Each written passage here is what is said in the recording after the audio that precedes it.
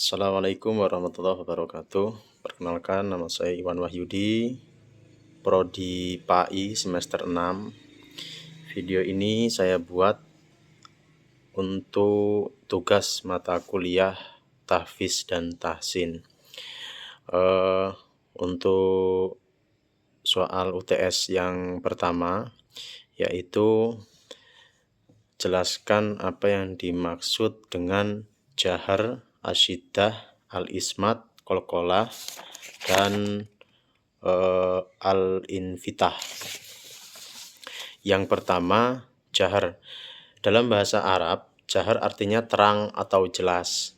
Pengertiannya adalah huruf yang diucapkan dengan jelas dan kuat, serta apabila dimatikan atau sukun, pelafalannya tidak mengeluarkan desis atau nafas tertahan.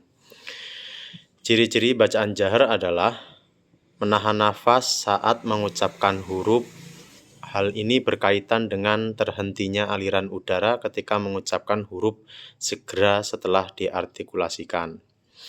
Sebagai contoh huruf jahar, di antaranya ba, yang dibaca ba, bi, bu, bab.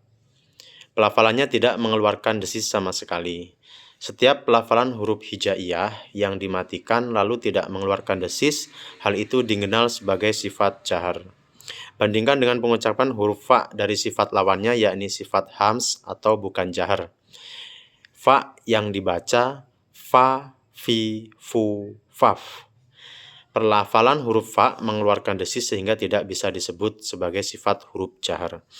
Jumlah huruf hijaiyah yang memiliki sifat jahar ada 19, di antaranya yaitu alif, ba, jim, dal, zal, ro, za, dot, to, zo, ain, ghain, qaf, lam, mim, nun, wawu, hamzah, ya.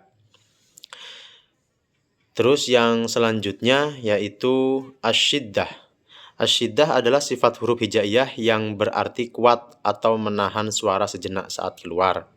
Dalam ilmu tajwid, syiddah merupakan salah satu sifat huruf yang menjelaskan bagaimana suatu huruf diucapkan. Penjelasannya, secara bahasa syiddah berarti kuat. Dalam ilmu tajwid, syiddah berarti menahan aliran napas yang akan keluar saat mengucapkan huruf. Keluarnya huruf bersyiddah akan membuat suara terhenti dan tidak bisa dilanjutkan. Lawan dari syiddah adalah sifat rakhawah, yang berarti mengalirkan atau yang berarti mengalirnya suara. Huruf-huruf yang memiliki sifat syiddah adalah hamzah, jim, dal, qaf, to, ba, kaf, dan ta. Dalam Al-Quran, syiddah juga merupakan harokat yang disebut tasdid. Harokat ini berbentuk seperti kepala huruf sin yang diletakkan di atas huruf hijaiyah. Contohnya adalah anna atau madda. Yang selanjutnya al-ismat. Secara bahasa, ismat artinya mencegah. Secara istilah ilmu tajwid, sifat ismat adalah kebalikan dari idlaq, yaitu berat dan tidak cepatnya pengucapan saat melafalkan suatu huruf. Huruf-huruf yang memiliki sifat ismat merupakan selain huruf-huruf yang memiliki sifat idlaq. Artinya, huruf yang memiliki sifat ismat berjumlah 23 huruf, di antaranya alif, ta, tha, jim, ha, kho, dal, zal, za, sin, shin, shod, dot, to, zo, ain, ghin, qaf, kaf, wawu, ha, hamzah, ya. Yang selanjutnya qalqalah. Berdasarkan bahasa, qalqalah berarti gerak atau getaran. Sedangkan menurut istilah, arti qalqalah adalah memantulkan atau menggoncangkan bunyi bacaan huruf qalqalah yang berharokat sukun atau dibaca sukun karena diwaqafkan. Qalqalah dibagi menjadi dua, yakni qalqalah sugro dan qalqalah kubro. Terdapat 5 huruf qalqalah, yaitu ba, jim, dal, to, dan qaf, atau biasa disingkat menjadi baju di toko. Untuk qalqalah yang pertama yaitu qalqalah sugro. Qalqalah sugro adalah ketika huruf qalqalah berharokat, sukun atau mati berada di tengah kalimat. Qalqalah ini dibaca dengan memantulkan huruf qalqalah dengan ringan. Salah satu contohnya adalah di Quran surat Al-Qari'ah ayat 3. Wa ma adraka mal qari'ah.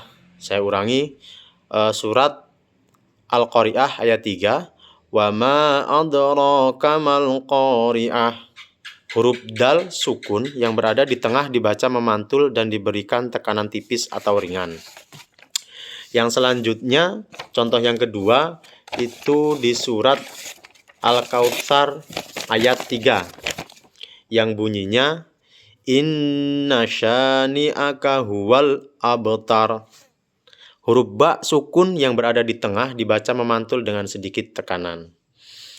Yang kedua, qalqalah kubro. Qalqalah kubro merupakan huruf qalqalah yang tidak bertanda sukun asli, melainkan sukun karena diwaqafkan. Artinya adalah huruf qalqalah tersebut aslinya berharokat namun menjadi sukun karena diwaqafkan. Salah satu contohnya adalah di surat Al-Ikhlas ayat 1 yang berbunyi Qul huwallahu ahad. Huruf dal pada bagian akhir yang berharokat dhammah tetap dibaca dengan disukunkan dan memantul. Contoh yang kedua di surat At-Thariq ayat 1 yang bunyinya was-samaa'i wat-thariq. Huruf qaf pada bagian akhir yang berharokat kasroh tetap dibaca dengan disukunkan dan memantulkan. Yang selanjutnya al-infitah. Menurut bahasa, infitah adalah al-iftiraq atau terpisah atau terbuka. Adapun menurut istilah adalah terbukanya apa yang ada di antara lidah dan langit-langit atas sehingga keluar angin dari antara keduanya. Jumlah huruf infitah ada 25, yakni sisa dari huruf itbaq. Di antaranya hamzah, contoh amaro, ba, contoh wabanaini, ta, contoh taba, sa, contoh wathiyabaka, jim, contoh jannati, ha, contoh alhamdu, kha, contoh nakhudu, dal, contoh kaidi. Itu tadi beberapa contoh dari beberapa huruf infitah yang mana yang ada 25 tadi. Demikian penjelasan yang bisa saya sampaikan. Saya akhiri. Wassalamualaikum warahmatullahi wabarakatuh.